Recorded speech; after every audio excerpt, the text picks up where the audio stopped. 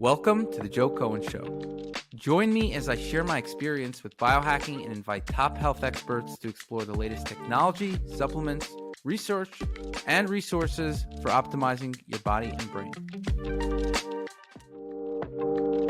Hey everyone, I'm here with Ari Tulla.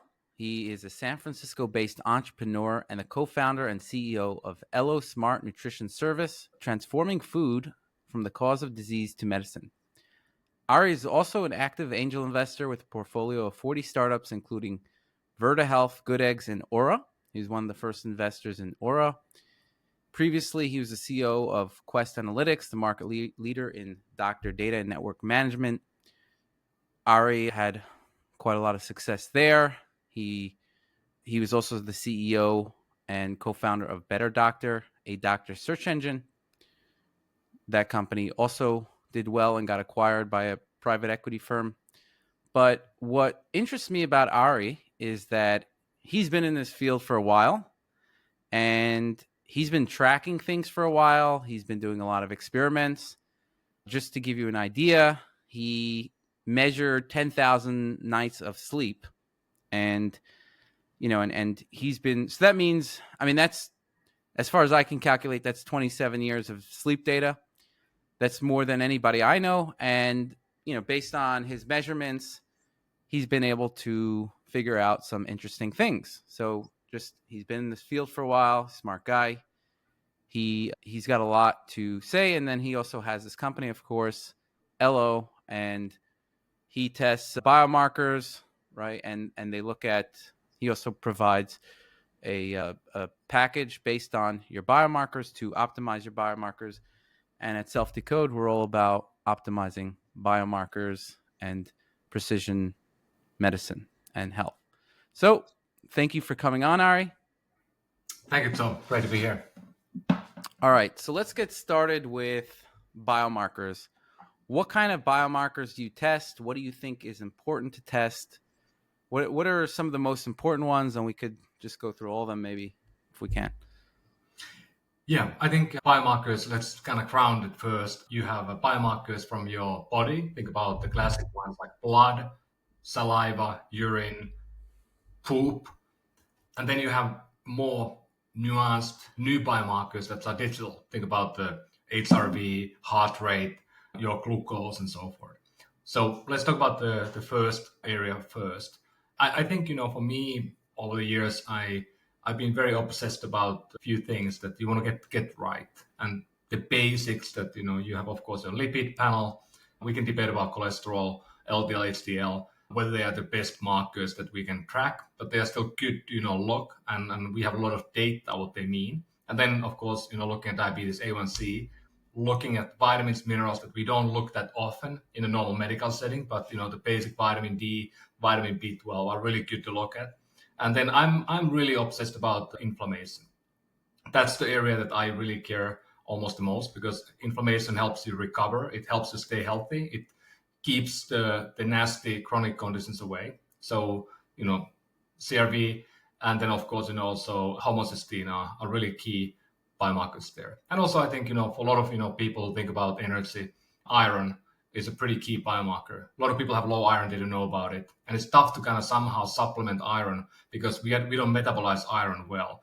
So to me, I see a lot of people, low vitamin B, low vitamin D, low iron, and they feel lethargic, they feel tired. And once you fix those, they feel like a different person.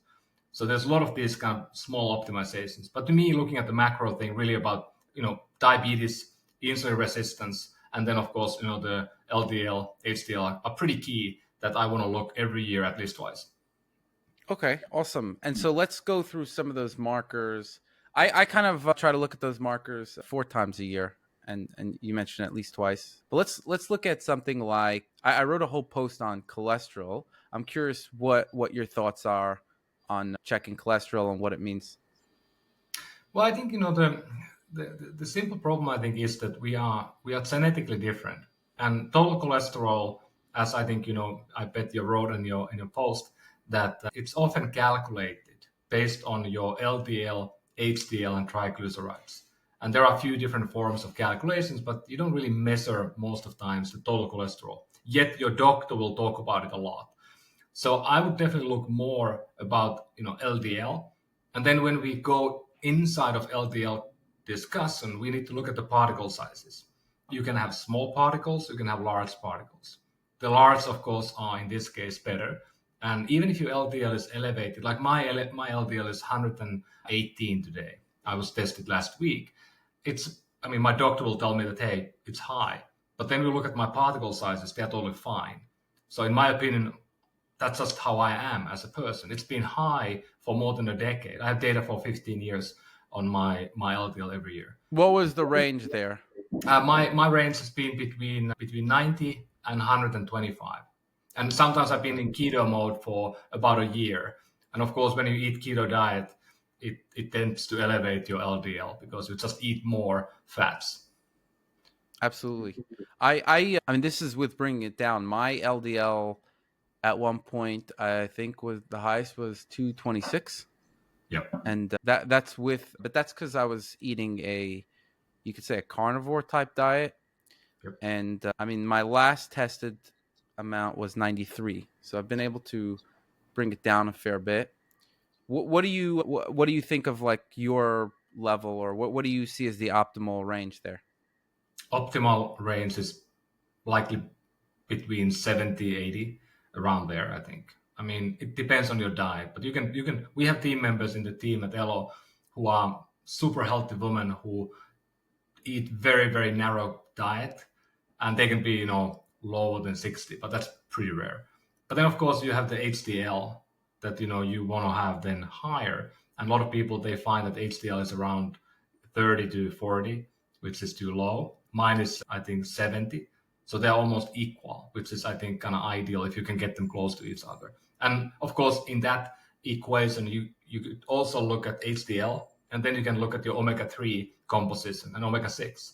Of course, we have a big problem now that we have way more omega-6 than we have omega-3 in our diet, and that ratio is often completely upside down. It should be maybe equal, and it's often 10 to 1, 6 more than the 3, and that is a big problem because I think we need to.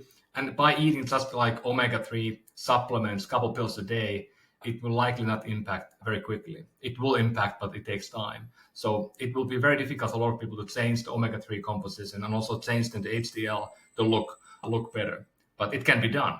And then I think, the triglycerides is another one that, if you have really high, that is a really like an alarm, like a red light. In Elo system, we can really warn you about that. And I think if you have 200 LDL, we will always connect you with the doctor automatically, because it's good for you to have a talk, and because you can definitely modulate it. But if we don't know your particle sizes and you have small particles and you have 200 LDL, I mean, that is risky. Do you check the particle sizes? Today at Elo, we don't. I do myself. So I run a very thorough panel with a company called QBio. They use the most holistic panel that you can buy from Quest today. It's 150 biomarkers. I also do every year a panel in Europe, a company called Nightingale. It's a finger prick company who does 250 biomarkers from one sample, completely new, not yet available in the US, no FDA approval today. But it gives a really good indication on like the different particle size and so forth. Just from finger prick, it's pretty powerful.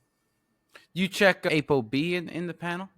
Today that's the biomarker we are adding now into Elo panel. We don't have it today, but we should be having it in Q4 timeframe available. It's a newer biomarker, maybe one of the best biomarkers for heart health today that you can have. Definitely something that you should ask from your doctor. If you go to a normal healthcare system, they will normally not do ApoB, but you should try it out. Yeah, I agree. One of the things about HDL and triglycerides is I actually find that while there's some genetic component there, of course, you can actually make a massive impact based on your diet. Whereas LDL, you can also make a pretty big impact based on your diet. But like, for example, if you're low carb, right, you can bring down your triglycerides and and you can increase your HDL pretty well, right? But it's hard to bring down your, like, if you're low carb, it's hard to bring down your cholesterol, your LDL by that much. There is like a genetic component. Even when I tried veganism, my LDL I think was still like 120 or something. So it's something that there's a strong genetic component there, and it's not as easy as like triglycerides and HDL to balance out just by lifestyle. But I take a lot of supplements for it, and it works, but still, I just found it wasn't easy. In any case, let's go to some other biomarkers that. Okay, so you mentioned HbA1c. What kind of optimal range do you look for in that biomarker? Well, I think, same as with the lipid panel, we have tested billion people, so we have plenty of data for that biomarker.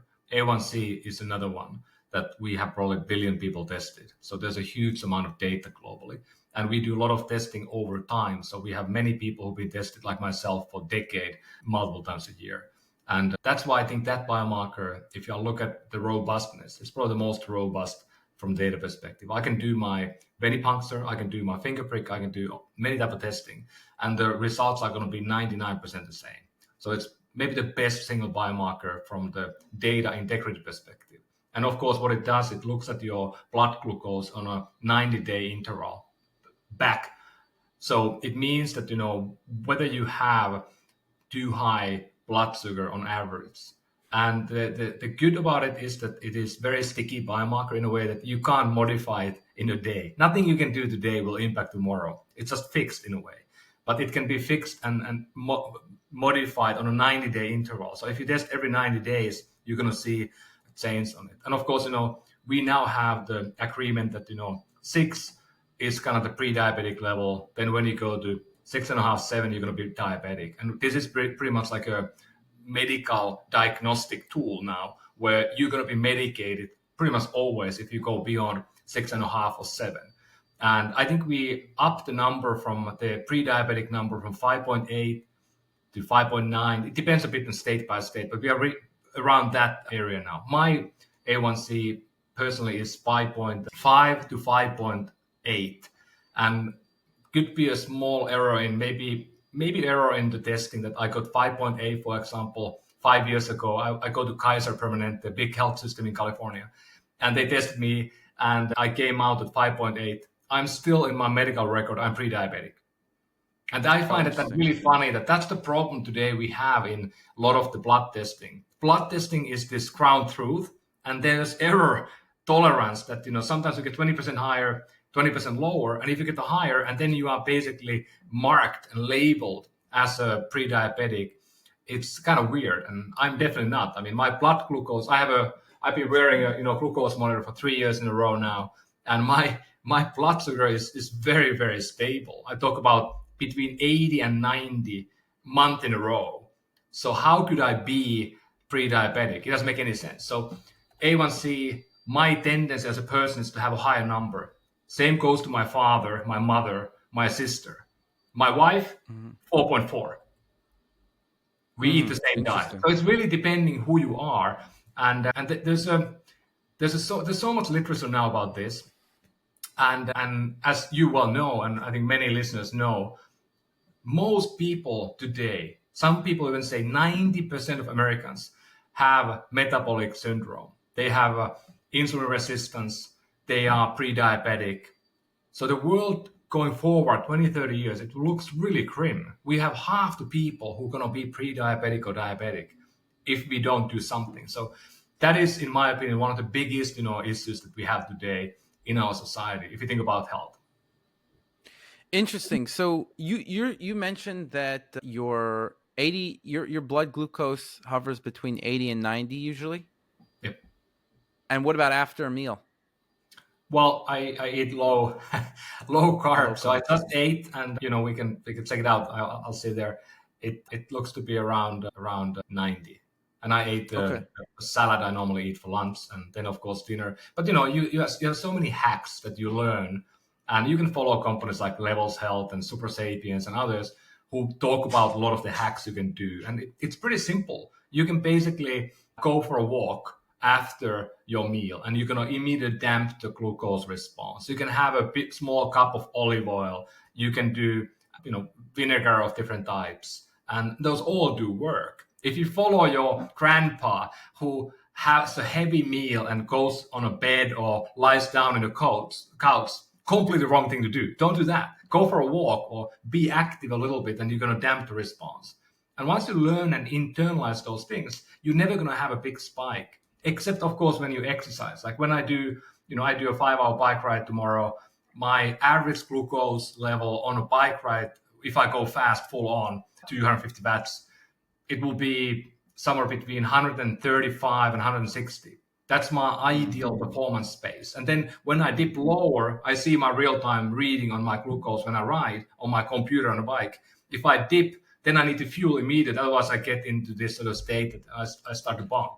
And same, I go to sauna, my blood glucose hops 140 immediately. I go, cold water, same thing happens. So you have these reactions that are fine. But if you have this every meal, you have a massive spike for an hour and you feel tired, then there's something you need to do about it.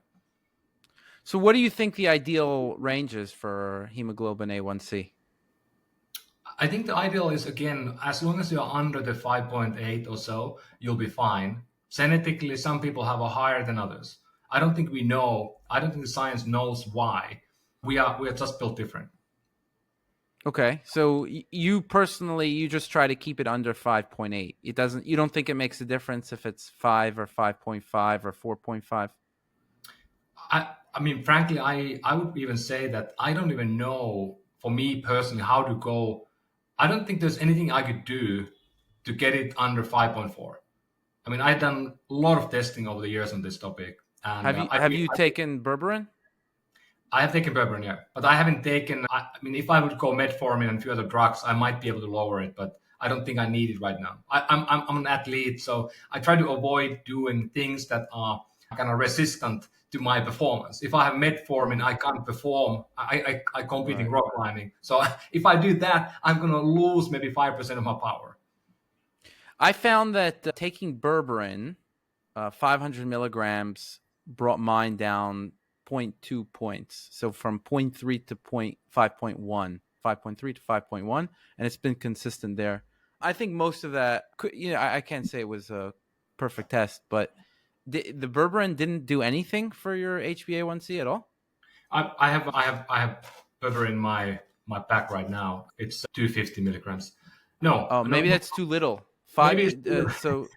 Yeah, no, because I was thinking of upping mine to 1,000 if I wanted to get it down even more. I looked at the research and it didn't seem like there was any change in mortality once you're under 5.6, and I saw even some studies that it goes up like at a certain low point, but that could be from confounding variables. But yeah, because of that, I just thought there's no benefit from decreasing it more, even though you could argue that the lower the glucose, the better. Yeah. But yeah, I don't know. That's why I was curious what you thought. I think your point is, so I mean, let me correct one point I said, because I mean, for me, if I'm already optimal for my state and I haven't done like anything crazy because I don't think I need to lower it. Like you said, there's no evidence. But once you have A1C and high blood glucose ongoingly and you go to 6 or 7, getting it down from there is actually relatively easy with diet. And if you know a company called Virta Health, for example, they are using ketogenic diet to lower A1C, and they have unbelievable results. Just by diet, they've been able to get people from 7 down to 6 and 5.5. And basically, there's a really clear correlation in many ways that when you lose weight, you are obese, you are BMI over 30, and then you go down to low 20s, it will completely change your metabolism and it will completely change your A1C as well. So you can definitely lower it if you are too high. But I think when you are at your optimal state, then I think it becomes more difficult to get it lower. And it might not even mean anything. What do you think? What's your fasting glucose like? And what do you think the optimal is there? Well, fasting glucose, of course, it depends on a person by person a bit. But if you go below 70, for me, for example, I mean, you start to feel a bit off. And sometimes when I bonk, I mean, I I was doing this silly thing called Everesting. I don't know if people know, but you pop on a bike and you pick one hill and you go hill up and down until you have done 8,864 meters or something like that. And it's a pretty long day. It's like 13 hours for me. And of course you bonk at some point, and my glucose went to 55, and I thought I'm going to die.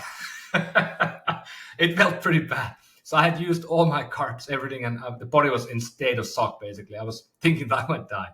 But I recovered after I was fueling again. So, your body is really good at staying above 70. Sometimes it might dip lower. But the human body is really efficient of creating glucose from liver and elsewhere. So even if you are keto mode, you can create glucose in your system. So it should never go lower. And of course, you can die if your glucose goes too low. You get insulin shock, and that's not going to be good. What about the upper range? What do you think?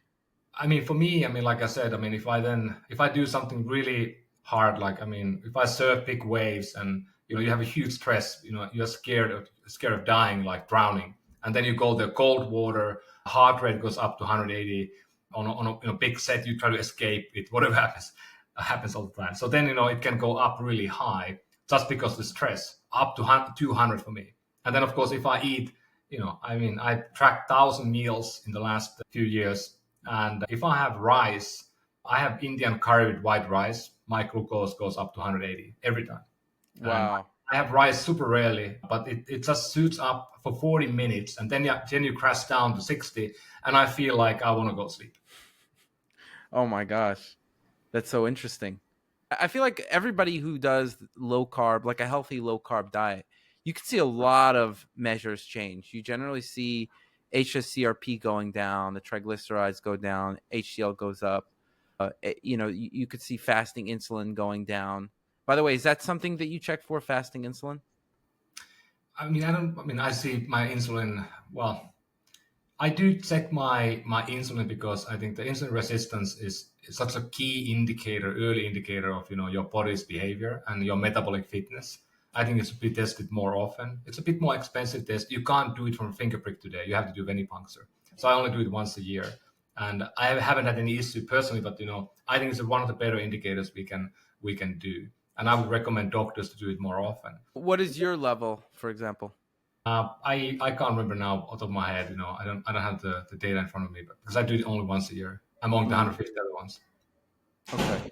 Yeah, I think that's a very good marker for metabolic health. And so, like I was saying, there's a bunch of markers that get better typically on a lower, not necessarily low carb, but like a lower carb, more of a paleo kind of diet, you could say. And it's just interesting. Some people they'll eat some rice and their blood sugar just spikes to 180. I don't think that happens to everybody. I think some people, obviously there's genetic factors there, right? So there's some people do much better with carbs. That's why everybody, there's no one set diet that works for everybody. But I think a lot of people, like you kind of lean towards the lower carb diet because you found that worked better for you. Is that true? Yeah, there's two facets there. The first reason is more fundamental, that my wife had a thyroid tumor 20 years ago, and that was taken out. Luckily, nothing life-threatening, but it led into autoimmune condition that we basically would never get pregnant or never have family. And we spent a decade of trying to find a solution on that specific condition. And we went into Western medicine, Eastern medicine, and in the end, we found a doctor who was able to guide us into low carb diet. And we cut meat, we cut all grains, we cut all added sugar. This was 15 years ago. And of course, as a good, husband, you want to play along. And that became my diet as well. It did heal my wife. Her body was able to get sick of the inflammation, and she was able to get out of medication. We were able to, create two beautiful children into the world because of that. So I became a massive believer, and I saw the impact on her body. And now if you think about autoimmune diseases, they are really about inflammation, and lowering the inflammation is the key. And I can assert that, we don't know the scientific factors exactly, but I believe there will be correlation between inflammation and, the LDL A1C as well. It's not going to be like straight line, but the impact of inflammation, I think, is very key for metabolic disease. And by lowering the carb intake, you're going to lower inflammation by default. So that to me was a big epiphany. And then later, of course, when you go into this and you learn more, and I started to invest in companies in space about 12 years ago, and started to look at a lot of different plays.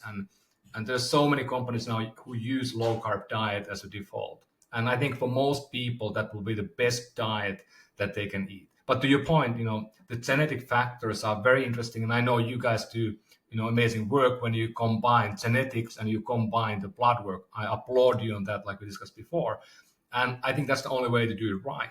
But what I learned myself, and I'm a big believer now on something I didn't know before, but last few years I've been reading deeply about it.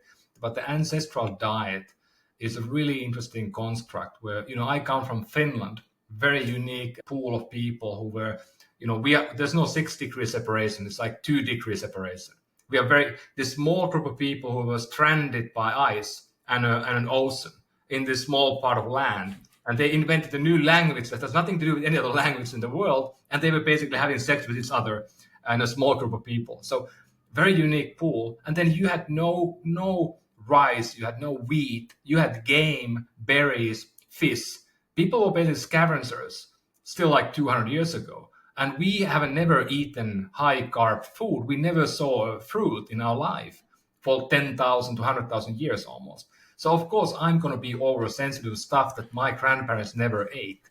Then we go to some other part of the world, like in Africa, or we go to Central Asia, where many people eat rice and they're fine. I can eat ice cream and I'm fine. I'm flatlining on my glucose on ice cream. Interesting.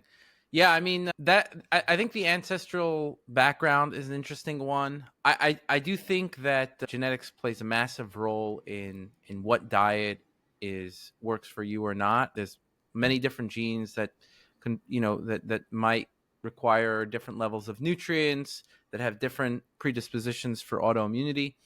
I basically had a similar issue as your wife, by the way. I don't know if you know my background, but essentially I had a autoimmune type issue. In my case, it wasn't diagnosable. There's still no diagnosed condition. But basically what I found is that every time I ate, any kind of grains or beans, my hypothalamus became inflamed. And that kind of disrupted my whole system, because the hypothalamus is a central processing area of the brain and how the body works, all kinds of homeostatic systems. And so through trial and error, actually, I just kind of started doing a carnivore type diet, as what they would call it. Now I called it then like a lectin avoidance diet. And so actually I try increasing my carbohydrates, very simple carbohydrates, or even just consuming a lot of honey. And what I found was it's not the carbs, it was the something, which the only thing that kind of makes sense was the lectins, but could be other things as well. But something in those foods, specifically grains and beans, were causing an immune reaction. And what you find is that people who have an autoimmune type profile, they often do better with these more simple diets, right? And so, so I had a very similar experience as your wife. And I don't think it's related to the carbs per se, but these lectins or food toxins or whatever they go along with carbohydrates. They're not but not always. For example, fruits, they're much less. I don't have a problem with fruits. At one point I did, but now I don't have any issues with fruits, essentially. So yeah, and then you also start getting a whole bunch of other foods. I mean, I did. I started to get allergic reactions to eggs and dairy and things like that. Whereas I don't think I was always sensitive to those things, but I do have genetic predispositions to those allergies or sensitivities. Do you want to hear about the one health hack that is sure to change your life? Okay, here it is. Subscribing to this podcast. 67% of listeners aren't subscribed to the show, so please don't forget to show your support by hitting the subscribe button now. You'll not only be supporting the show, but also investing in yourself and your health journey, all while helping to keep us ad-free. Okay, so let's talk about homocysteine. What do you think is the optimal range for homocysteine? That's a good question. So we've been just having a debacle about homocysteine optimal levels because there's the green and the red, divider. But I don't think I can really say now what is the ideal level because our scientific team is debating about it right now. I was been looking at it just today as well, and we've done research on it in the past, and it's we're also kind of trying to figure out what the optimal range is. So what do you think? Like, what are you debating between, or your scientific team? What are they thinking about?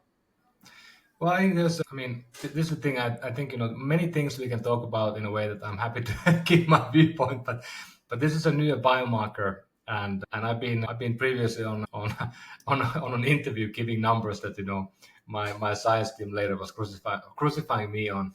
So I would let them work on this a little bit. We have a divider that we put in our app and so forth. We haven't done yet enough data, and there are many like the ApoB, and many other ones. Like we don't really truly know exactly what the good thing is. But I think, like, what is the number that you are comfortable saying in your end? So homocysteine is a little tricky because there's not enough data when you go lower, right? Meaning, like, you might have enough data to say under 12 is better than over, like, that is certainly better than over 12, right? Mm. The problem is 8 better than 12 in any measurable way? So in those cases, what we'll do is we'll look at Mendelian randomization studies, number one, and we also look at all-cause mortality. So Mm. when you look at all-cause mortality for homocysteine, the best study that I found was, and the team was, essentially, it's more, I mean, again, it's a little fuzzy in the lower levels, but the lower the better, essentially. Yep. And then when you look at Mendelian randomization studies, some things don't turn out to be the case, but generally homocysteine is not beneficial for conditions. There's causal, these Mendelian randomization basically studies show what they look at: people with a genetic predisposition for higher or mid-level or lower homocysteine, and they see what their risk is for a whole bunch of different things. It so there's sometimes these studies don't show that higher homocysteine actually is causing something that was an association, but there are a fair number of causal impacts. So what that means is homocysteine itself is bad, right? Maybe not as bad as you would think if you just look at the association studies, but it's still bad. And so lower is probably better. And it's hard, you can't really say an exact number, but I kind of just think that 9 or under is probably a good amount. Yeah, I think we have talked about 12 cutoff in the latest emails. I was just looking here. That looks about right. But the bottom line is that, again, if you go very high, much higher than 15, this is a biomarker that can indicate that something is really wrong. Like LDL, we talked about. If LDL is over 200 and you have small particles, you better do something about it. Same with homocysteine. If you are very, very high, there's something going on, and it is more relatable to like heart condition and stuff like that. If you have, CRP, is a much different in a way. It's like overall inflammation. You can have a high because you had a wound, for example, that is inflamed. You don't know where is the problem. But homocysteine is a more poignant biomarker for inflammation. Yeah, in any case, By the way, are you what do you find yours is around? Yes, mine is around Yeah, sorry. 7 to 6. But then what do you think about? Because I like your point about the all-cause mortality. I mean, as a study baseline. But what do you think about in some of the cases like homocysteine, where we have not been testing that many people? I mean, again, it's a very different. Like we have maybe 10,000 times more people tested for LDL than homocysteine. So how do you think about the studies? Because we can probably find some correlations, but can you really identify that type of one variable? Like how do you take that? I think there's a fair number of people who did a homocysteine test. The problem is how many people, when they're doing these studies, how many people have done it that have a level of 7 Yep. versus higher levels, because most of the people are not going to have a level of 7. You start to get lower numbers there. But what in those cases, what we'll look at is the Mendelian randomization studies. If this thing is causal, for something, and it's not increasing mortality in some other way, right? Meaning there's no real benefits of having a homocysteine of 12. I think you can safely say that all things being equal, 9 would be better than 11. Now, at a certain point, that logic would break down because, I think homocysteine serves some purpose in the body, so maybe 2 wouldn't be better. And also, you don't want to put everybody in a level that is like, you're not optimal, you're not at 5, right? And that becomes like, okay, really, like, we don't know what the beneficial level is at a lower end, right? It could be that there's definitely not enough people. 1 out of 100 is maybe like at a homocysteine of 5, and so yeah, it gets tricky. So I think like 9, I feel like is probably 9 is probably better than 11, and so when we're thinking about an optimal range, I think that makes more sense. And also, you can get it down to a 9 pretty easily. Like with a B complex, and most people are going to get it down to a 9, number one. And then I think you could even get it lower when you take N-acetylcysteine as well. So I found that the B complex, got me down to probably 9 or whatever, maybe 10. Depends on what else I'm doing. But then when I take NAC, I go down to 7 or 8, depending on the dosage. And so I think, yeah. That B to homocysteine relation is very interesting, because if you test B12 and that is high, and then you test homocysteine as that's very high, so you can kind of maybe isolate away the impact of the B, but you have to have the B complex, not just the B12, but others. So those two kind of are good biomarkers to do together, because you can understand more if you have two done at the same time. But I think, what you are kind of making a point here, it's really interesting that you have this sort of a concept where I think we clearly know in medicine and in literature that, what is bad, what is too high, what is the cutoff of, might depend on men and women, different ages, maybe even, different, backgrounds of people's history. But the bottom line is that, we know the cutoff roughly. But then what we often don't know, what is the yellow area? And that's what we're talking about now. Is it, 12 or 9? And let's say we do the test I do once a year when I do 150 biomarkers. It is a pretty difficult thing, for the doctor who's talking with me. He's kind of coaching me through, and I also always give it to my science team as well at Elo. But they look at it and they're like, okay, you have now maybe 8 to 9 things that you should look at.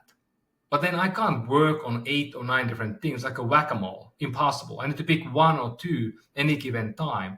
So my question always has been, like, what is the most impactful for me at my age, at my goals, at my type of, genetic makeup? What should I focus today? And of course, not only my makeup, but also what happened, to my ancestors. If everybody died of heart attack, maybe I need to worry more about the A or B than I need to worry about, my vitamin D. So that's been a dialogue I have every day. And that's what I think what both our companies are trying to do, is to identify that yellow band, and then identify how important it is to, hey, wave the warning light and get you to do something, and then also do something that can have an impact. Like you talked about LDL. I mean, it's amazing what you have done. If you can get from 200 to 90, that's a massive shift. But the fact that you can do that, it tells that other people also can. But I mean, in my opinion, is the key point. When you do testing, look at it. Don't get alarmed by every nuance of it or every number, but like, look at it through what are the most important factors you need to look into, and then take action upon those. We're talking about all these biomarkers and what your homocysteine is and this, that. I think I've been looking at, that blueprint. We mentioned it before, Brian Johnson's blueprint.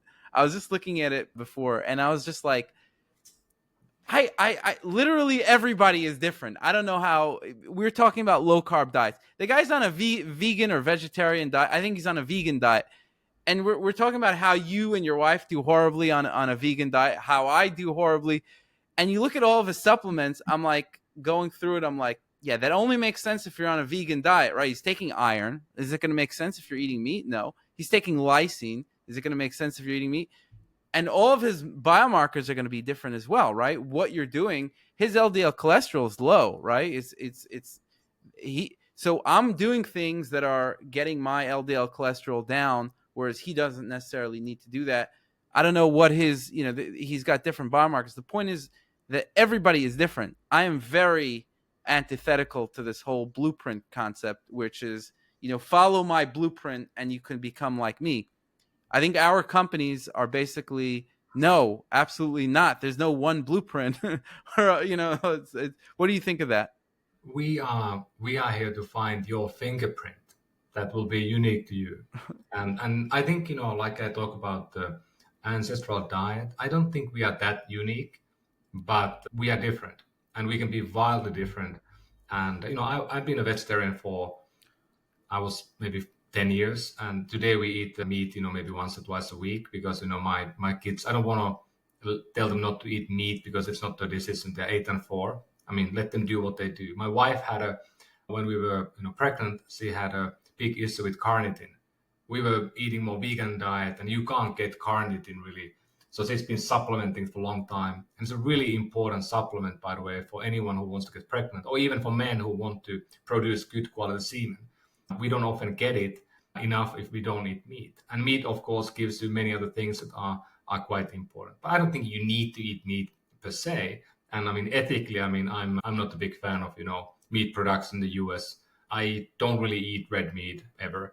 I eat fish, but then you have the heavy metal concentration. But the point is, we are different, and I think we need to start from the goal setting. I think you said it well. I don't think we need 15 or 20, but I mean, let's start with the one or few goals that you have.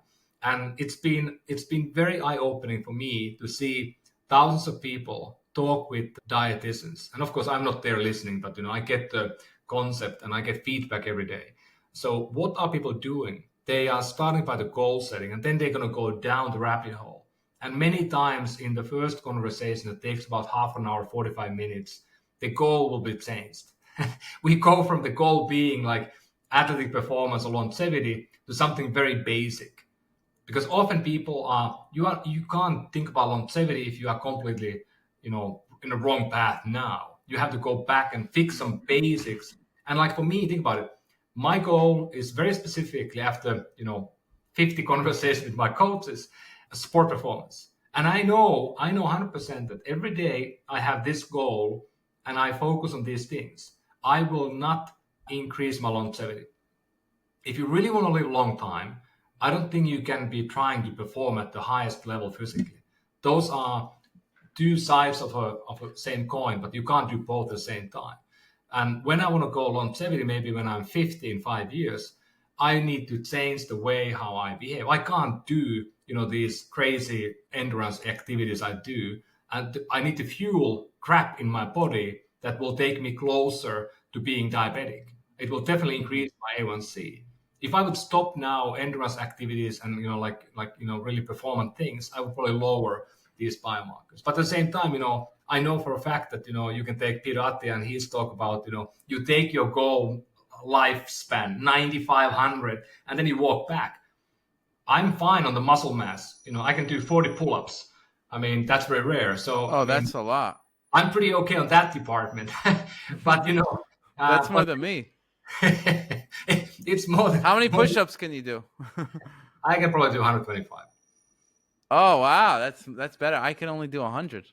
We had in the army. I think we both went to army. So, in Finland, we had to do 100 to minimum get, 1 day off. And I did 140 in army.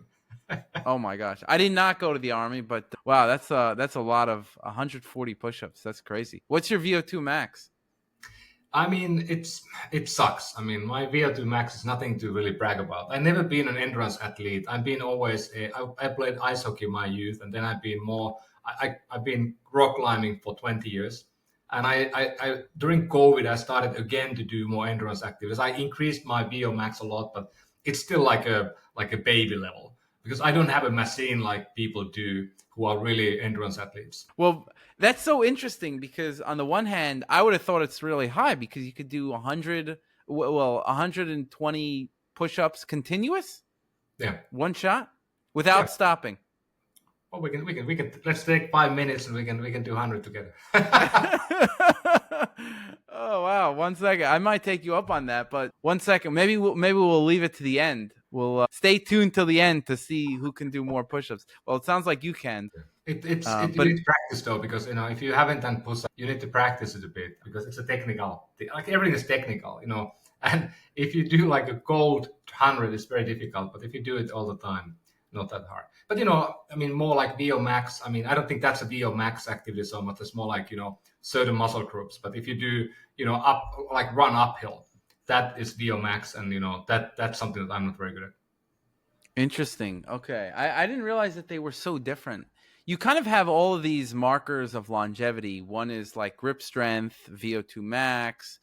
I kind of always thought like, I mean, obviously there's going to be a correlation, but when I tested my VO2 max, it was actually really high. But on the other hand, I don't think my grip strength is that much. So that's something that I want to work on now. I want to basically be well-rounded in terms of like, okay, I could do 100 push-ups, but I can't dead hang for 2 minutes. Can you dead hang for 2 minutes? Well, Well, you're a rock climber. that's what I do for for living. Yeah, that's what you do for a living. Forget about it. How long can you dead hang for? I'm not very. I mean, I think it would be. It's funny. Like you can pick all these longevity biomarkers, and you can only focus on fixing them, and you will look like you're gonna live forever. But then you might not. Because these are biomarkers that are kind of like your waist circumference, like how much fat you have in your belly. That has a big indication on your lifespan. But I mean, Right. it's funny. I mean, I did this study, and I was in the CES, the tech conference in Vegas. And they had like this testing panel where you did the grip strength, you did the pulling, whatever. And I gave the best number I can get, on that. But it doesn't really mean, because I happen to do that for last 25 years, almost daily basis. That's so interesting. Okay. So I'm actually quite curious why, like when I decided to start exercising about 9 months ago, or a little more, maybe a year ago, mainly because of health, right? I just decided like, okay, I want to get more into, really implement health stuff to live longer, to improve my health in a whole bunch of ways. One of the big things obviously is longevity. And so I actually exercise for longevity and prevent disease prevention. If it wasn't for disease prevention and longevity, meaning if it was just for looking good, I wouldn't do it. I wouldn't. And just for cognitive function, I would just walk, to be honest. Like I find my cognitive function is good enough if I just go for a walk. So I wouldn't do any kind of strength training.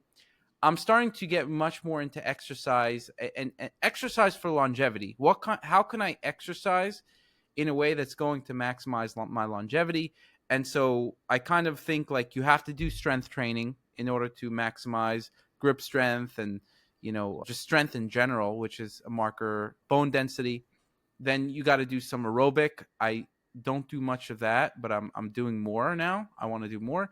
And then there's kind of light stuff as well, just kind of, going for a walk maybe. But you mentioned that you're doing like really, your sports performance is your goal. Why is it so important for you? Like, what is it about it? Well, great question. I think it's because of I was brought up as wanting to be an athlete. I wanted to play in NHL. I mean, if you're from Finland, it's like Canada. You want to play hockey, and if you play hockey, you play for real. When I was 10, I trained often twice a day. So you kind of get used to that world, and you do it for all your youth basically, and then you get disappointed on the fact that you are too small or maybe not powerful enough, not having the eye coordination you need to be a hockey player. It's very competitive. If you go, play hockey in Finland, you end up in NHL, the Finnish National League, and they are like the best in the world. So I wasn't good enough, and then I picked another sport in college. I started rock climb in late 90s. And that became kind of my thing. And I never, because rock climbing was more like something you do on the big cliffs and stuff like that. I climbed in Yosemite around the world, every cliff you find, and I did that for 20 years with my wife. And then she decided to quit on me after the kids, and I'm a single rock climber now, and I try to basically find a way to compete with me. And I've been climbing bouldering now, and I think I have this hope that I'm 45, I can go to masters and still compete not like properly compete, but compete, against myself and the people I, met over the years who are still doing it at a high level. So it's just like a big part of my life. And I done it like every day for 30 plus years, 35 years. So it's a drug for me. I have to do it. But for me, it's not about longevity. It's just I'm not going to be sane. I can't be the person I am. People will hate me if I'm sick for a week. My wife and the kids can throw me out. Like go out. They don't tolerate me. I become obnoxious. Usually, I'm really grounded and I think I'm a good person. But when I can't exercise for a week or two, I'll be an asshole. So for me, it's more about that, like showing myself that I can still do it. And I don't have that many years left, maybe a decade, that I can still do stuff that I really think is cool and like up the game one more time. I just like that. But then your question about what to do for longevity, because I'm burning the candle when I do the things I do. I train too much. I train 15, 20 hours a week. That's a lot. And that burns the candle. But if you do something more like, 5 hours a week, that's maybe the ideal. And I really like this, by the way. This is the Huberman Labs. They posted this 2 months ago. It is the longevity training manual. And I gave it to my wife and I gave it to a lot of my friends. I printed hundreds of these. I've been giving out to everybody who asked me the question. And it is absolutely great. It is a bit too involving for most people. So don't take it and go for it full on. You need to get into it because it is pretty hardcore still. But it is, I think, a perfect mix, in my opinion, what he is defining here. And you can go to the Huberman Labs and you can Google Foundational Fitness Protocol by Huberman, and you're going to find it. It's all free. You can download it, a PDF, and print it, put it on a fridge door, follow it for a month, and you're going to see massive impact. Interesting. Okay. And what are some of the highlights? Yeah, maybe I summarize. So what is here? It's exactly what you said. So the idea is to start on Sunday. We often start a week on Monday, but what if you start a week on Sunday? Sunday, you have all the time in the world. You can do stuff. You can get yourself out and do something cool. So do a long workout, endurance workout. It can be walking with the rucksack, walking with weight lift, or running, go hike. It doesn't need to be anything crazy, but maybe 2 hours. And then you do leg day or resistance training on Monday, like you do weights. And then you do heat and cold exposure Tuesday. You take a day off, but you go to sauna. Maybe you go in a cold plunge. And then you do torso and neck. He talks about the neck a lot. I mean, you know the guy. He has a big neck. He's a neck guy.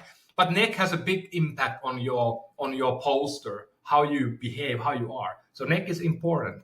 What do you do for neck? What kind of exercises do you do neck, for neck? You can do a lot of crazy people like, wrestlers, they do silly stuff like you are all the weight on the neck, like, almost. But you can do with a towel. You can take a towel and a weight. It's just like moving the head up. You need to read about it first. Watch some YouTube videos. Don't do it without knowing what you do, because it can be very damaging for your neck. But having power in your neck will help you with the whole core. It's very important. And I learned that a long time ago. Like, for example, when you are, you get tired in rock climbing. It's all about, my coach always tells neck positioning. Get the neck up. You get the neck up, you have more power. It's unbelievable. It's just a fact. But anyway, he does then, arms a little bit as well. And then you do another cardio, a little one. And then he says that do this one heat exercise. Like basically go on a bike, go on a Peloton, go on a hill run, and run as fast as you can for like 5 minutes or something. And do that maybe once or twice. Massive impact, getting your heart rate up high and then back low once a week, really key for longevity. And then he has like another training a little bit on the weights, but it's like 6 days some activities, so it might be too much for many people. But if you can cut it down to 3, and I got this plan for my friend 3 days a week, and he started to do it. He was not in a good shape at all, and now some months later he's like high-fiving me, calling me, and I became his hero because I think I saved his life. Wow. So tell me some of the things. Since I've gotten into fitness, I get at longevity, really fitness for longevity, and I want to that means that I kind of feel like I want to recover more. Because if you're like sore, you don't really want to do some other kind of exercise, right? And so it's like I kind of have this plan now. It's like, okay, I want to do something like the Ōura plan or whatever, right? Like I want to work out every day, different kinds of exercises. But then I've been finding that like, if I started to prioritize certain things, certain supplements to be able to recover more quickly. Because if you're not recovering quickly, you're just not going to be able to do all these kinds of exercises, right? And also, I feel like you could also be getting lazy a little bit if you're not recovering more quickly. So in the past couple months, I've been recovery was one of my big goals, and mainly for longevity actually. But you've been doing fitness for a really long time. What do you find are the best things for recovery? Could be supplements, could be whatever. What do you find are the best things for recovery besides just resting? Well, resting is maybe the key. Sleep is the most important factor in the recovery, but then you have many other things you want to do. So one that I'm a massive believer and been for a long time, 20 years, is to have enough protein at the right time. It has a big impact on recovery. And at Elo, for example, we have a protein product that is, we call it Recovery. We ask every person on an app after they did an activity, they use the product, and then we ask them, are you sore? Are you stressed? Are you feeling better? After every day. So we have the data coming in. And I can tell you that the data looks really, really good. That people are taking the product in the right time. They are recovering better. They are less sore. Because When should you take protein? In you terms can of the take right time? you can take protein, before. You can take protein in the morning. I do it myself. I take a protein shake every morning. That's my breakfast 90% of days. I often do it at like 10, 11. So I don't do it first thing in the morning. I wake up at 6 in the morning. Maybe I go run or train, and then I do it after it. So I never eat when I wake up. I eat maybe 2 or 3 hours later always. I drink water in the morning. But then, protein, you can take it before the activity. You can take it after the activity. At Elo, we tell you the timing when to take it after, because we track your activity and then we tell you the dosing. But to be fair, you don't have to be that specific if you don't want to. Even if you do it before, you're going to be fine, I think. There's a pretty big window of that. But if you don't have protein, then you're not going to be able to recover and grow and build muscle like you can. And in protein, of course, you have, leucine is the key factor. You have many amino acids, but, we try to give you a right composition based on who you are, what you need, how do you exercise. So a lot of science goes into the blending, and we blend a different product to every person. So that is a key piece. The second protein is different for every person. What's the base protein? So we have pea and whey protein, and then we add different boosts of BCAA and EAA. So we do like a different blend, what you need. And I mean, again, like, do we need that? You and me. How do you know based on that's not based on the lab test? That's just based on a questionnaire, I'd assume. We do a questionnaire, and then we take all your recovery data, your HRV. We get your medical record almost. So we know a lot about you, and we know where you come from. So, and we know all the activities you do.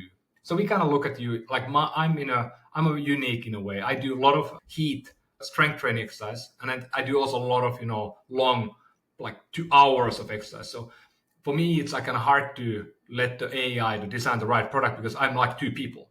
But most people are doing only one camp, not two camps like I do. And that's why, like I said, my bio, the whole max is so low, because I'm doing a lot more like muscle building and strength than I'm doing pure endurance. But then the next thing is about, because the pain is the key aspect people have a problem with. If you feel pain in your muscles, you feel tired, you won't do the next day. So I personally do Theragun every day after my workouts, usually maybe a few hours after. It really does. It's not the same as doing a full massage, but who has time or the money to have a 200 an hour person doing it for you every day? Few people have that. Maybe LeBron James, and maybe this one guy who eats the green spinach every day. But normal people won't do it. So buying a Theragun is a great idea, and learning to use it properly only takes about 20 minutes, but it has a really wonderful impact. Then I do hot and cold. Massive benefit on recovery, really cleaning up your body in many ways. I have a sauna at the backyard. We do that, not every day, but very frequently, many times a week. And then I do cold when I can. I can do, sour. I don't have a cold plunge myself here, but I go to 2 places that have, and I do it quite often. Massive benefit. And I don't know if you know, but in Finland, where I'm from northern Finland, we have ice in the lakes 6 months a year. So easy to do a cold plunge. So you pick your saw and you do a hole in the ice and jump in. So that's what I did since I was like 3 years old. And every Finn has a sauna. So I went to sauna 5 times a week all my life when I lived there, and now I do the same now in the US. So that has huge benefit, I think, for you. And then I think it's about what do you eat before you go to sleep. So I don't really eat after 7 p.m. I try to go to sleep 10:30. I mostly succeed, sometimes not. But getting a good night's sleep is a really key. And I only can perform. I'm still performing the same level I did when I was 25 on climbing. Oh, wow. And I'm pretty proud about that. And it only happens because I recover better now. When I was 25, I was having a dinner every night and, having beer or a glass of wine, a bottle of wine. I rarely drink nowadays. And drinking is for recovery reasons. Yeah, I mean, totally. Like if you have, like you get the Ōura ring, the first thing people stop doing is drinking, because you're gonna lose your REM sleep completely. Your sleep quality goes to crap. My sleep 90% every night. That's what caused me to stop drinking or reduce. No, let's put it this way. It caused me to have a goal to stop drinking that I haven't been able to keep yet, but I have reduced it, I would say. But those, I think, the blueprint I do, and it does help me a lot. And also, I think yes, I do silly stuff like I said already on like endurance side. But when I do the rock climbing training, I'm very methodical. I don't train like hours. I do like a very efficient hour and a half. I have a plan every time. I know what to do. I have a coach normally who tells me what to do. So that's a bit different than if you pick like the Huberman plan. You should really follow, I think, the plan and not just do something you like to do. I love sports. I love to, be out there. So I have times when I just go out for fun, and there are times when I go out to train. And training is freaking painful. It's pain. It's blood, sweat, and tears. That's what it is. And I love that, but it's not for everybody. So tell me about the sleep and the Ōura ring. What's your HRV on the Ōura ring, by the way? Mine is between 120 and 200. Whoa, that's a huge amount. That's super high. Yeah, I have one of the highest. That means you're not overtraining, though. If you were overtraining, it wouldn't be that high. That's why I track. That's why I said, like, I'm very thoughtful when I train. Like, if I get under 100, I'm overtraining. I know immediately. And my resting heart rate is, last night I had 36. And lowest I have had is 32. Whoa. Okay. That's very low. And that's genetic partially. Yeah. My dad also still has, he's 75. He has, I think, 45 or something. So we are low by that. But and what's his HRV, for example? He has also high. He has still over 120 at that age. And he's in a great shape. Wow. He's training every day. Wow. Okay. That's great. I mean, I find a lot of it is genetic when it comes to that. We do have an HRV report. You can see your genetic tendencies and some recommendations to improve it. But I do notice that, there's people that are just 20 and then there's people like you that are just like 120 plus. And, obviously you're doing some things to get that better. You're in shape, right? But I don't think the person who's 20 will ever get to 150, right? So yeah, it depends. And like the funny thing is that I have a Whoop here, and I did the test a couple of weeks ago. So I've been using Whoop since they started this. This is like a 8 I have now in my wrist. But anyway, quick question. What's better, Whoop or Ōura? Ōura. I mean, way better. Is that because you're an investor? Absolutely. No, I mean, it's a much better form function. It's a beautiful ring. This is a silly thing. I already have this one here. So, I don't really need this. Okay. I don't like. No, but in terms of the measurement, in terms of just measurement quality, what's better? I like both. I think, I think, Whoop is doing exactly what you said. It's telling me the overtraining factor. Today it told me 89. I'm going to go all in a moment. When we finish this, I'm already like anxious. I'm going. I will train hard. Last week I had a 40. So I was training like, very differently. I do like 2 hours less. When you say 40, what does that mean? 40 heart rate or recovery score. Recovery score. Okay, so I don't know if people are familiar with each recovery One score. to 100, 100 recovery score on both. Of course, Okay. Whoop has this crazy thing that they give you strain, like what have you done during the day, how much strain you have. They give you this 0 to 21, which is still silly. I mean, I've spoken to many times about it. Silly number. Make it 1 to 100 and I'll be happy camper. But anyway, what I did, I took the Whoop that I have, and my HRV is high, like I said. So what it does, and what does Ōura also do, they calibrate into your behavior, into your body in about 2 weeks. So I gave it to my wife one night. Guess what was her recovery score in the morning? I don't know. 1. And her HRV was 65. I have never had 65. So, Whoop thought that, I'm basically dying. Like, stop doing anything. It said, like, don't go out today. That's hilarious. But that's how different we are. And my wife was like, slept a good night. But, and when she would wear this for 2 weeks, it would calibrate to her level. And then, so we all have our own level. So don't Does compare. the Ōura also calibrate over 2 weeks, or can Yeah, same thing. It so does. Okay. That's the beauty about this in a way that, they have done, and the sophistication they have behind the algorithm. I'm just making a point here that these companies, they have a lot of data and they are becoming quite sophisticated. They really actually are doing really good stuff. And they are able to find your own band where you need to play. And then if you go above that, you're going to be like, wow, like it will tell you that, you are recovering really well now, for example. So don't, like at Ōura, I spoke with the team there many times over the years on many topics. One topic we talking a lot is how do we do it in a way, how do we compete?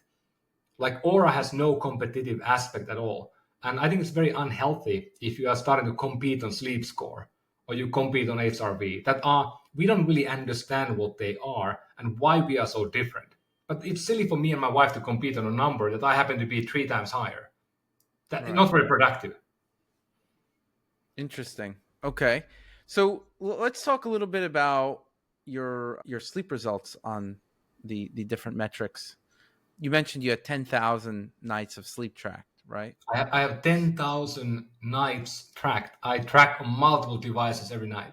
So not 30 years, but I have had. So I was my friends founded a company called Bedit. They sold it to Apple. That was a strip in a bed that you can track things. I have had every Fitbit. This is a sleep tracker. So I track every night using 3-4 devices, and we use it to calibrate the LO AI. And I've been a guinea pig for a long time. I was a guinea pig for Ōura before the Ōura ring was launched.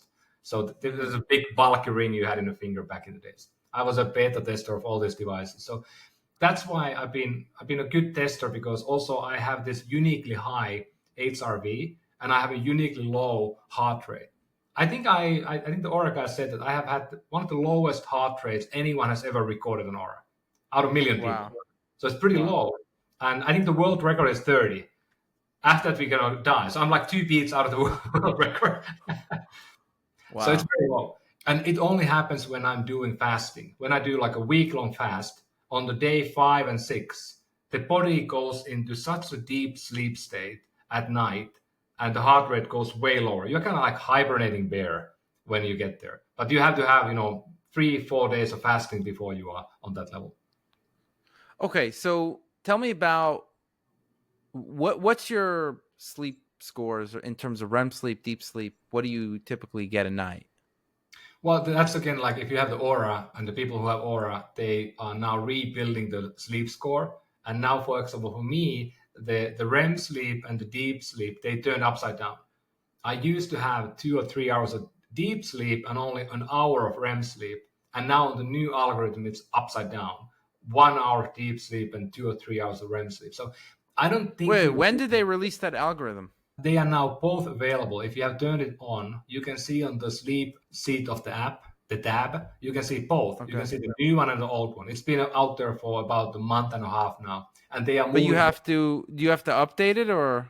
You have to opt in to show both, I believe, in the settings. But when you do, you're going to see the old number and the new number, and they are wildly different. Oh, interesting. And I don't know if I've opted in yet.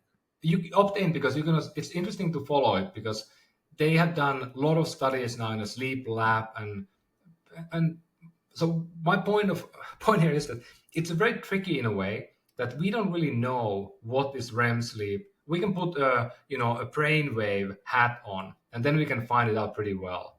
Because in a Mm-hmm. REM sleep, your brains are differently activated. But on a finger, on a pulse, on a movement level, on your breathing, it's very difficult to detect, and it's all subjective. But as long as you can trend it in a proper way, you're gonna be fine. But don't think that Okay. you can compare your REM sleep to my REM sleep. It's just a different animal that they are measuring. So for me, I think I try to have about 3 or 4 hours of REM plus deep sleep a night, and then I feel great. Some people have Okay. less, some people have more. But again, that is a very individual when you look at the data. And you can get somebody from Ōura. I can help you to get somebody there if you want to talk, and they can tell you about the macro data. It is very different if you compare people. Okay. Interesting. But then And if you drink alcohol, you do have 3 glasses of wine, you have zero REM sleep. I can attest to that every night. that's I also tested it. Alcohol destroys my REM sleep. Yeah. And my weakness actually is in REM sleep. Naturally, I have a genetic predisposition for higher deep sleep, which does show up in my aura. And then, but the REM sleep is where I have more problems. And I just found that just drinking even a glass is gonna hurt my REM sleep, unless maybe I do it significantly before. But how cool is this that we now are starting to have these keyholes into our body? We can look outside in and we can track data. We can get trending. I mean, we are this is the 1.0. This is the World Wide Web when we had no colors. And think about what this will be in a decade from now. It's moving really quickly now. Apple is investing heavily into this space. And this new device, the new Apple Watch, what a great device. I mean, if you would have gotten this device in your wrist 20 years ago, people would not have believed what it can do. Think about it. For That's sure. 20 years ago. It would be unbelievable what it can do. I look at outside there. Just a moment ago, there was a cruise car driving without a person inside. Like what's happening now in the world is very, very interesting because the glucose monitor will move into the wrist. The sleep tracking will likely be, maybe there's something new we can get done. But we're going to be looking at every biomarker we talked about earlier. They're going to be all tracked from your watch, or maybe there's a vial inside you. But it's going to be ongoing real-time tracking. And that will change everything. That's why I think it's important for us to talk about this topic. Like, what does the homocysteine mean? What does the LDL mean? Because once we start to track them real-time basis, then we really need to know what it does, what it means. But I'm so optimistic about this world that is coming because we're going to have so much more transparency, so much more data, and so much more understanding what we are as beings and how can we live longer. Absolutely. And I think just in terms of the lab testing, I remember that it was much harder to get a whole bunch of different kinds of tests way back when. Yep. And so number one is you have more tests, and I think that the number of tests are proliferating. I think the foundation, you have like a DNA test which gives you tons of information, but then you're not tracking, right? That doesn't change.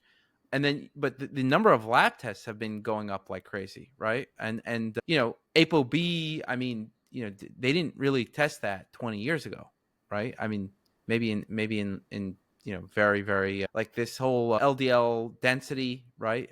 That they didn't that's a relatively new thing. Things like homocysteine, yes, maybe I don't know exactly when they started testing it, but it's what I can say is it's way more common now than it was, right? And then you have a whole bunch of tests that you can just get with, pricking your finger, which is very cool. And then just the costs have been going down, and the availability has been going up, and then you have microbiome, all these kinds of epigenetic tests.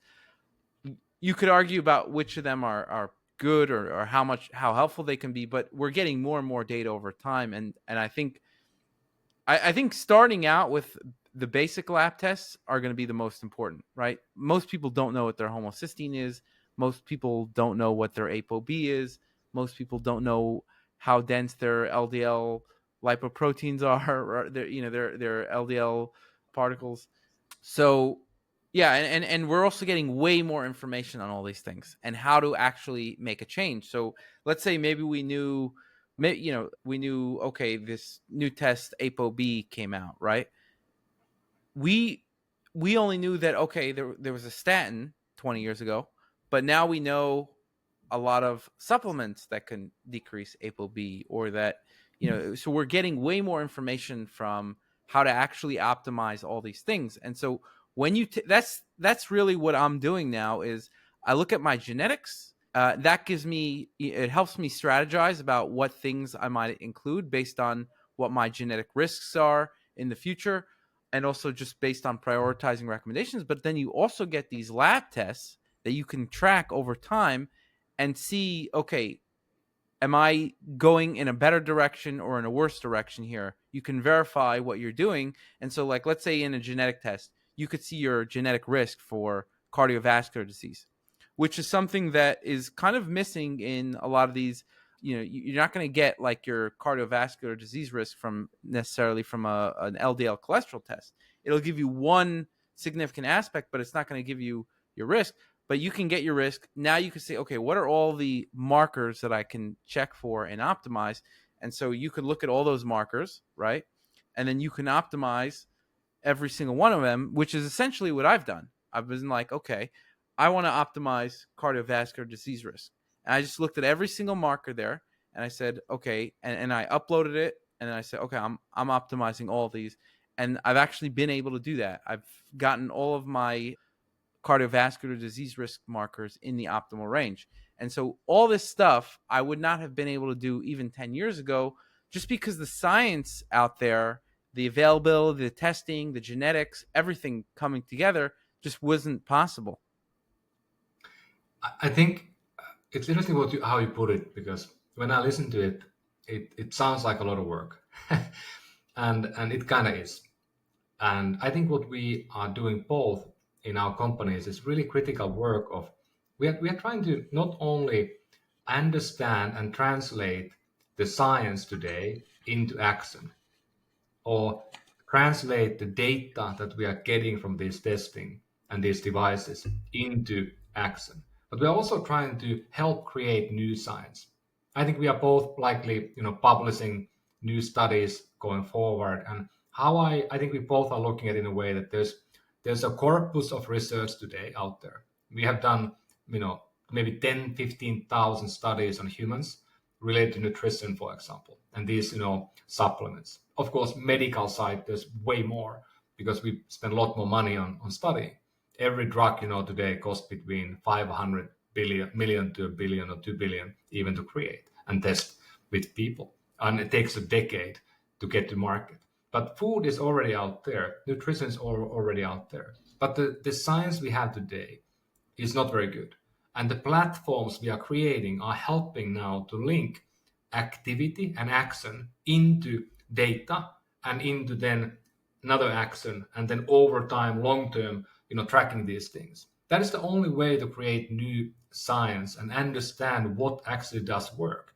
And now we have this unique world where I was talking to one leader of US healthcare system today, who said to me that in certain areas now, the patients are far ahead of the healthcare system. They are coming there and they are using supplements, they are doing nutrition, they are doing lifestyle hacking that the doctors have no idea of. So the doctors are now being pulled into this new world by us patients. And that's kind of interesting. So we are ahead of the science even in many ways. We are doing now things that we are testing to ourselves. Many things are safe. Some things are not completely safe yet. I want to avoid those things. I don't want to recommend them to anyone, because you can harm your body, which is silly. But I think we are now in this unique time when people are creating new science by experimenting themselves. And by these platforms, we can then deduct what works, what doesn't work. And then that likely will become new science. That will be then, I think many of these things we talk about today, like the berberine, it will likely end up being a drug. And now we have, of course, the NAD debacle that many of you likely have heard, where, not name names, but somebody, or point fingers, but somebody says that NAD is a drug, and we're going to license it as a drug or patent it as a drug, and then you can't use that anymore. Right. It kind of sucks. NMN. Yeah, NMN. Yeah, but NAD broadly. I mean, there are not only, but there are Right. many things happening in that NAD precursor space. but that to me is interesting, and I think we're going to see a lot more of that. And you mentioned statins earlier, and red rice yeast extract is not available in the US today. You can buy it in Europe. I bet you can buy it in Israel. It's You could buy it in available. the US too. Not available. I mean, FDA is banning that supplement sales because it's a drug. And the one that is almost equal to statins is not available. That's just kind of the interesting case. The drug companies were basically banning a substance that can be impactful and a very low cost. So I think we are living in an interesting time. Drugs, medicine, nutrition, they're all colliding together. And with this data we are now collecting, I think we can find out what actually makes us healthier and performing at the optimal level. I'm in agreement 100%. What do you think of the epigenetic age test? Is that something you like? You like, or did you take it yourself, or you think it's BS? I have a stack of 8 different tests over there in myself that I continue doing on a quarterly basis. I do all of them every quarter. I mean, I'm happy camper when it tells me that I'm 35 or 30, but the one test keeps telling me I'm 55. I hate that test. Which Let me test is show what it that? is. Let me show. Wait, which test is that? This is the test. It's called glycanase. Oh, the glycanase. I'm familiar with that one. So that gives me 55. The other one's give me 35 or 30. So it's a different type of test. But I mean, I think it's great. I love the idea that we can have a measurement because.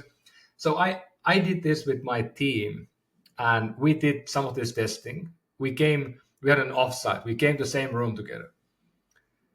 It's quite powerful when we tell the story and we show our data to the team. We had tears in the room. I mean, it is very powerful that somebody is giving you kind of your age and then giving you indication how long you're going to live. One person there was one test that gives you kind of your lifespan roughly. And the number was like 71. My number was 92 or whatever. Like that 71 sucks. So there's something. Which test was that? That was the company called Nightingale in Finland that is basing the data on 250 biomarkers that they track on your blood. It's a pretty okay, so it's based on a blood one. Okay. Yep.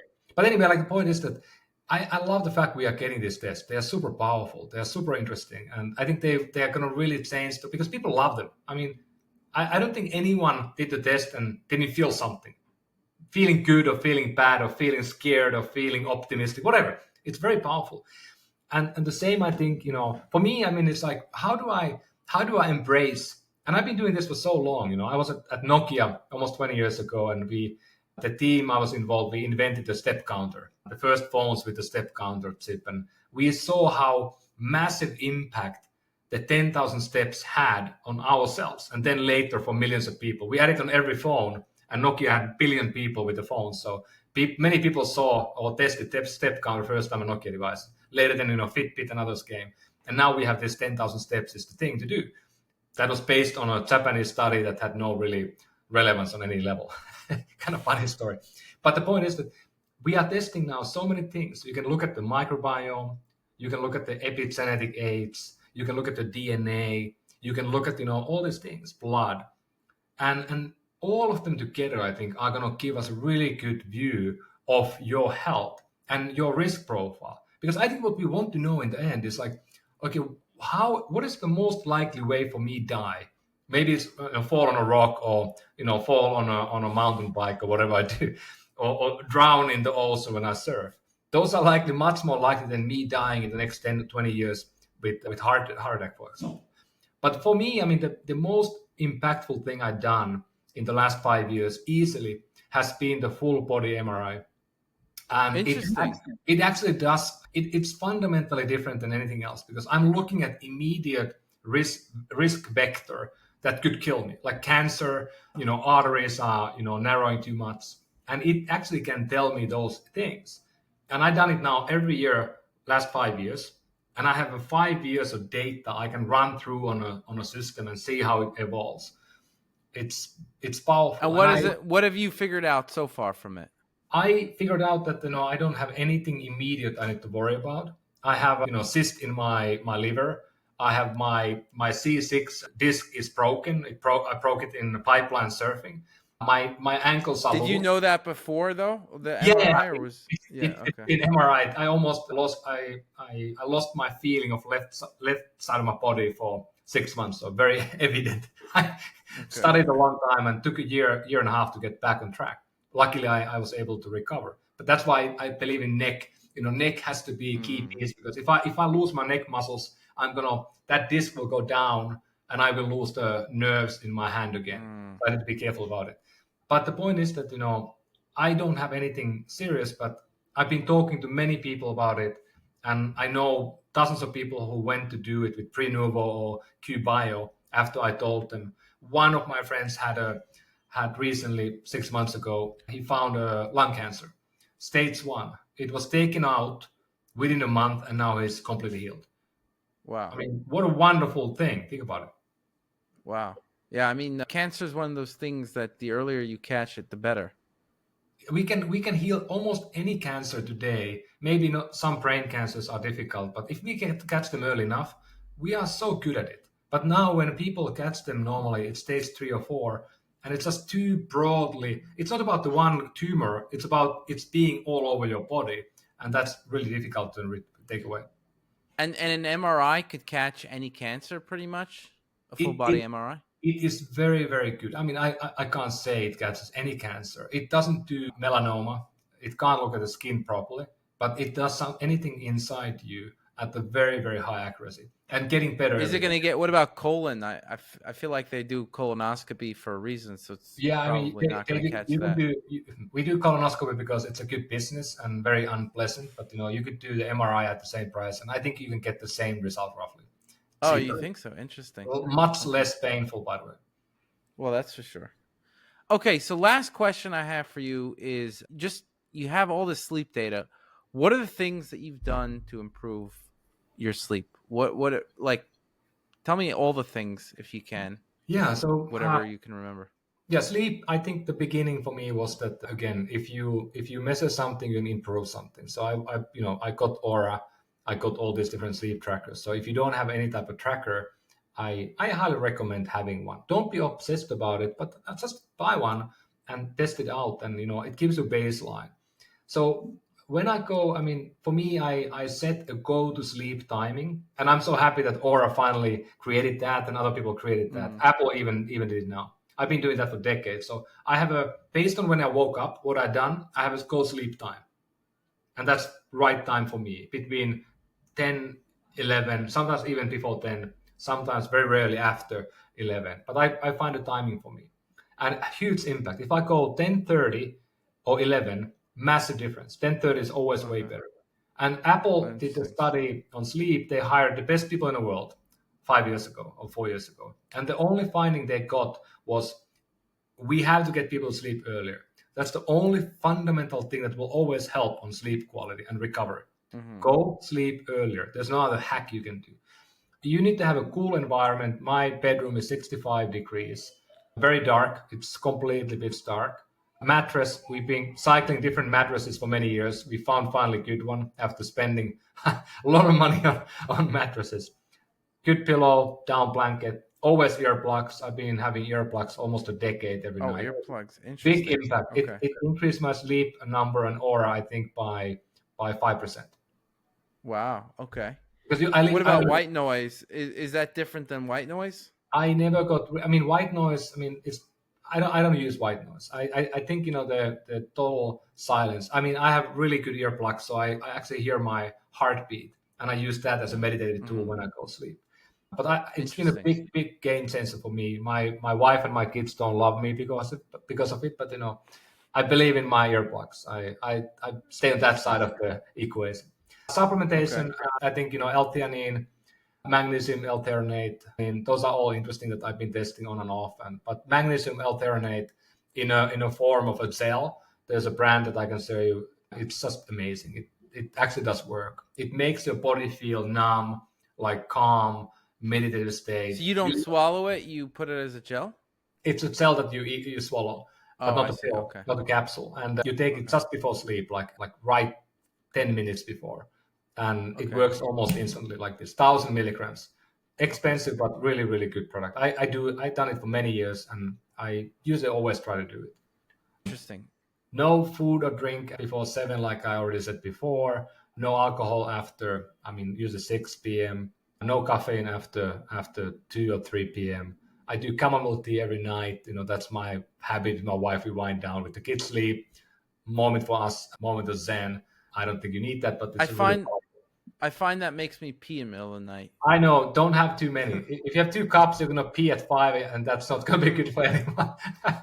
And the older you get, the more you need to pee. So that kind of sucks. I take a hot shower or sauna before going to sleep almost every night. Oh, interesting. So you have a heated body, so you can actually cool your body faster. Because when you fall asleep, your body has to cool by 1.5 Celsius, 3 Fahrenheit, whatever. And then you fall asleep. It always happens. You can look at your body temperature in Ōura. It goes down dramatically and then it goes back up. You don't see it on the app, but when you hack it to the other platform, you can see the data. It's pretty cool. Mm-hmm. No physical training after 7 p.m. I usually train in the morning or during the day, stretching, the Theragun. So 7 p.m. you think is the limit? For me, it is. Some people, they like, training at night.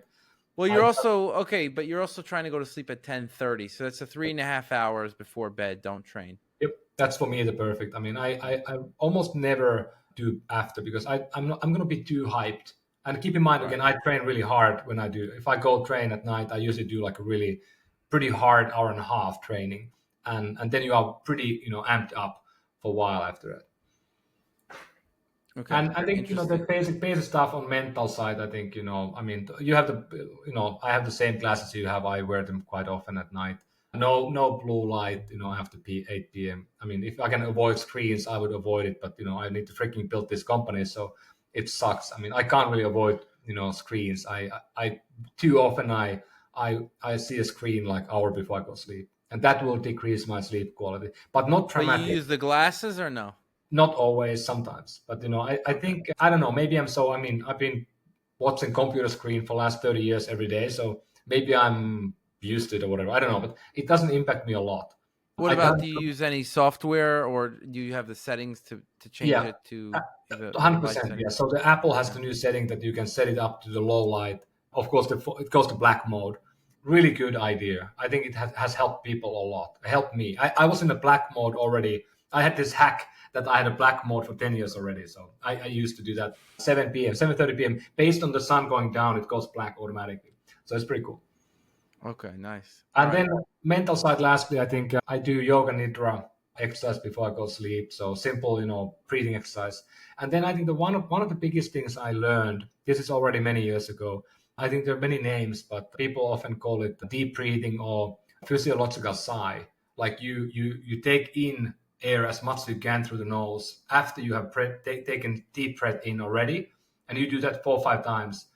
Helps more than anything I've done ever. It's incredibly easy, incredibly helpful. I taught many people do it, and they all come back to me like, wow, that makes a difference. So what do? You just take deep breath in with nose, and then you do, when you're all the way in, you do, and then you let it be.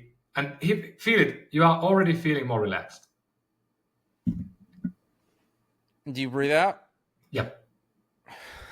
How long after do you breathe out? You don't need to hold for a long time, but the key is to take this extra bit of air through your nose, so you fill the lung. Double pump. Yeah. So then you kind of like same thing what they do, like people who do deep sea diving without gear. That's what they do. They kind of hyperventilate a bit, but it really relaxes you unbelievably well. Just a few times, and you can do it in the daytime. Interesting. Okay, so you're saying it works before bed. Do you do all these hacks, or I do these every day. Okay, so you do the double pump breathing, the yoga nidra. What was the let's see, there was exercise. Not exercise, but I do like there's some sort of like Theragun massage, or I do stretching before sleep, and the hot shower and the magnesium. Interesting. So you do all that. You do stretching as well besides the yoga nidra. I do the stretching before, like maybe an hour before. Okay, interesting.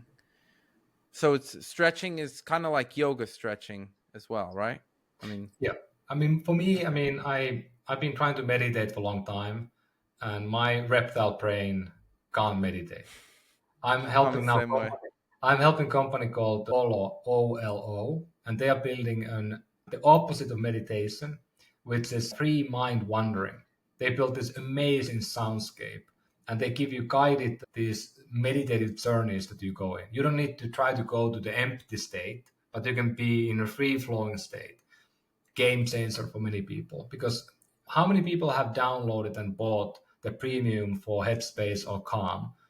100 million people. How many people meditate every day? Very few people. Meditation is very, very powerful and good for you, but very hard for many people. Maybe you have a little bit of ADHD, whatever you have in your brain. But for me, it was a game changer to not worry about So being. what do you use? What do you use? Did you find Headspace or Calm helpful? I mean, I used both for many years, and but I just have really hard. And I have meditated, you know. I mean, I had a guru and everything, but you know, I've been trying it for a long time. But I found that that was something that made me feel not more grounded. It made me feel kind of failed and stressed. Uh So for me, huh. when I stopped meditating, like try to meditate every day, it actually gave me like a relief and try to be who you are. And then I realized that because I've been rock climbing for a long time, every night when I do the breathing exercise, I actually rock climb in my mind. I solve a puzzle in rock climbing. It's like a puzzle solving. And then Mm. next day I go climb that puzzle. And I train in my mind to do it and then I go do it. It's the same as like gymnasts and others are doing like a routine. You do that. And that was my meditation. So my guru told me that you already have done this for 20 years. Keep doing what you have done. Don't try to hack another way to do it. Hmm. What about transcendental meditation? People usually say that that works better for people with wandering minds.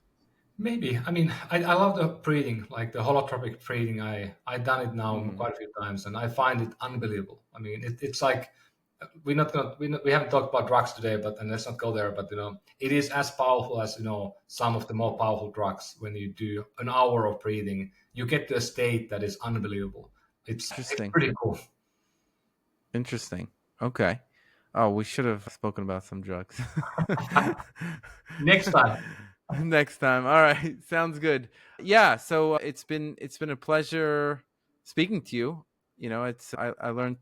I got some good tips there with sleep and biomarkers and a whole bunch of other things. So it was great chatting.